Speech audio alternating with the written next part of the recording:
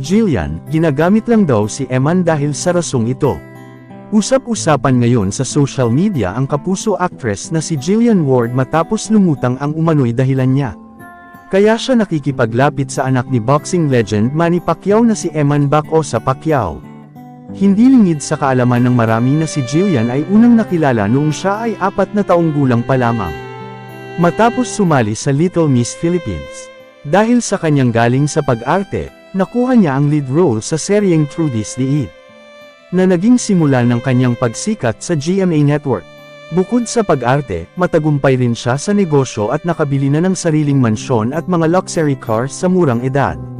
Sa dami ng kanyang followers sa Facebook at TikTok, itinuturing siyang isa sa mga pinakasikat na teen stars ngayon. Gayunpaman, sa kabila nito ay hindi pa rin nakaligtas si Jillian sa iba't ibang issue.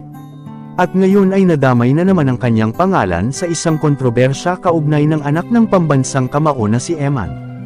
Usap-usapan ngayon sa internet ang naging ugnayan ng dalawa na naging mitya ng samut-saring espekulasyon. Ayon sa mga kumakalat na komento mula sa mga netizens, tila ginagamit lang umano ni Jillian ang pangalan ni Eman para manatiling relevant sa industriya.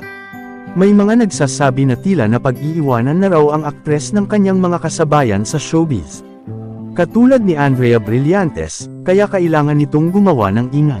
Komento ng isang netizen, palaos na kasi si Jillian Ward, nakikisakay na lang sa pangalan ni Eman para maging relevant sa showbiz.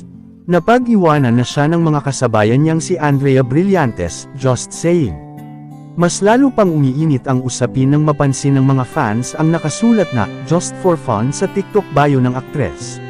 Marami ang naghinala na ang katagang ito ay may kinalaman sa kanilang paglalapit ni Eman, na tila nagpapahiwatig na walang seryosong intensyon sa likod ng kanilang ugnayan.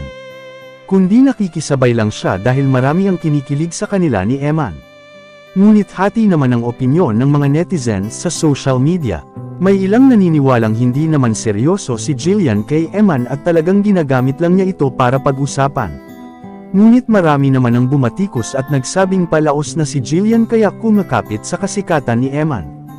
Depensa naman ng kanyang mga fans, hindi kailangang ni Jillian ang manggamit dahil matagal na siyang sikat. Maraming endorsements, at may sariling mga negosyo at ari-arian. Giit pa nila, tila baliktad nga raw dahil si Eman ang nakikinabang sa kasikatan ni Jillian. Sa kasalukuyan, wala pang inilalabas na pahayag si Jillian o ang kampo ni Eman para sagutin ang mga akusasyong ito.